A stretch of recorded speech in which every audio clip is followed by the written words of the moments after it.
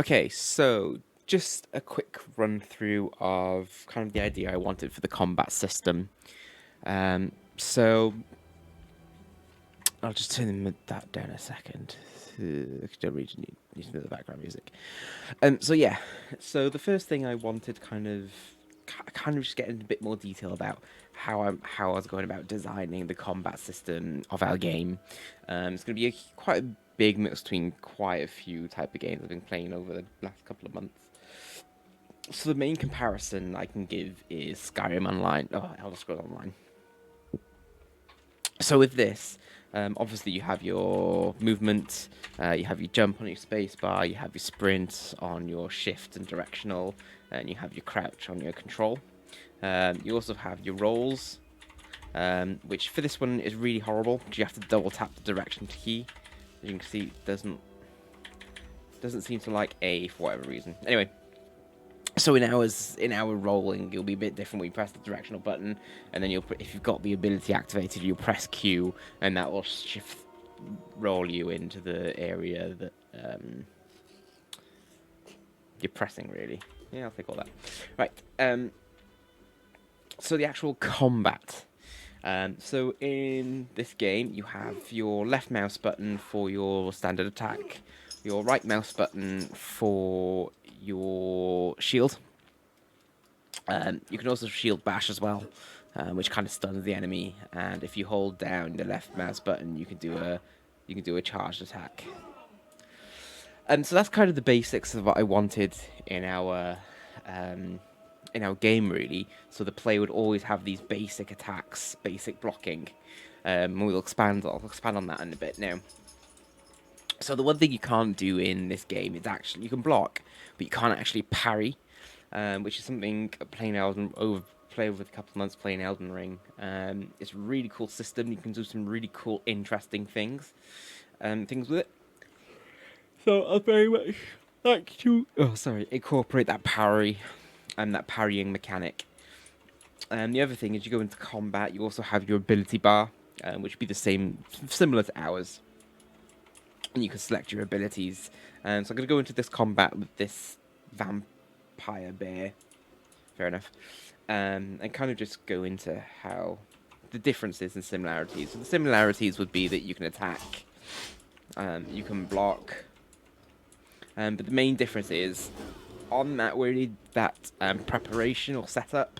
Just before you attack, you would have some sort of notifier there saying that the player can parry.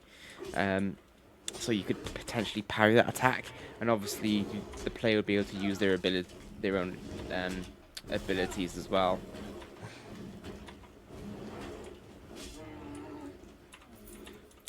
So essentially, it's kind of like the combat you saw there will be very similar to what we're going to have, except ours is going to be a bit more in depth. Where we'll have parrying, we'll have an easier roll system or dodge system, and our base attacks will be powerful, but not powerful enough to not use the abilities.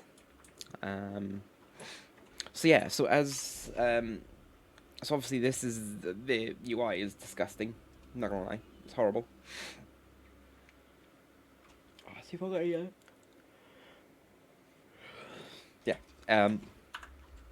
Yeah, the UI is horrible. I forgot what I was gonna say next. Oh yes, so another difference between this and kind of what our game would be is like WoW. Um, WoW seemed to have a very open-ish class system within Elder Scrolls Online. It's very, very closed. So if I can show you, if I go into skills, no, that's quest. So here, so my class is Dragon Knight. So I can only have skills or abilities that a Dragon Knight can have. I can't mix and match. I can't even choose your alignment is so you have like alliances in the game. I can only choose the Elf Alliance because I chose to be a Wood Elf. So it's very closed down. We're not going to have it that closed down. We're gonna have it really pretty much open. And that map's rubbish. So yeah, so again, when we're fighting, we're going to be fighting, and then where that preparation is. Okay, I don't think I'm supposed to do that.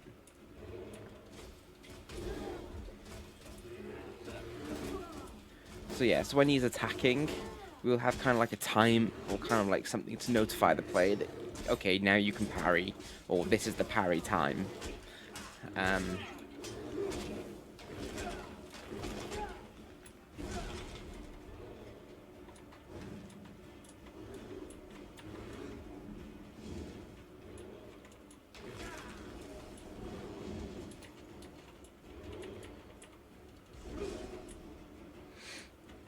Oh, got a bit hairy then, isn't it?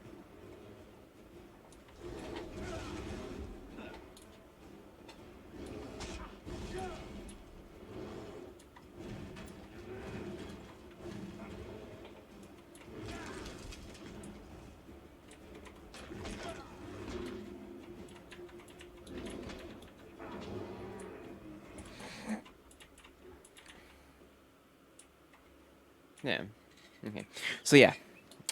So I hope that gives a bit more of an idea of how the combat's going to work in our game. If you do have any more questions, um, please let me know. Or if you think something's not going to work, just let me know. We can have a discuss about it. Also, in this one, we've got this implemented as well. Except they go into first person. We don't particularly want to go into first person. But yeah, I'll just run through. So you have your basic attack. You have your charged attack. You have blocking. But yeah, it just depletes your stamina rather than your health. And you have your abilities. So obviously it is quite a basic combat system. It's definitely something we will kind of take this as kind of like a base, and just add to it, make it bigger, make it more vast. So stuff like something in Elden Ring where you can start parrying. You have to be kind of a bit more tactical in your fighting. It's kind of what I'm kind of going for the combat system. So yeah, I hope that's. I hope that clarifies certain things about where I'm kind of taking designs and stuff. So yeah, cool. So yes, I did forget one thing. How they do the leveling up in this game is going to be very different from ours. So obviously, there's one thing that's quite similar. So you get points, like attribute points, which is we're going to have something similar. So you get a three attribute. You get an attribute point. You can either increase your stamina, your health, your magic, or in our case, it would be a charge. Then you can get a skills, and like I said, it's very closed down. With this skill system, it is very much, if you keep using the skill, it will automatically level up when you've used it X amount of times, or X amount of times. This is not going to work in our game. What we're going to have is something similar to Elden Ring, something similar to probably more standard like Assassin's Creed or Cyberpunk, where you have your attribute skill point, and then you have your ability skill point. So then you can upgrade via ability points rather than usage. The reason why I'm suggesting that is because it feels more rewarding than just kind of, oh, I've used it so many times, it's a bit better. That's cool, but it doesn't feel rewarding at all. Because I've only been playing for probably about an hour, and I've already leveled it up quite a few times, and already level 8, and I gotta be honest, don't, yeah, It hasn't felt rewarding getting to level 8 at all. And I know it's the beginning of the game, but you know, that's the most important bit, to catch players at the beginning. It's like, wow, that felt really cool. That felt really rewarding. I'm going to keep going. So, yeah, there we go. Last bit.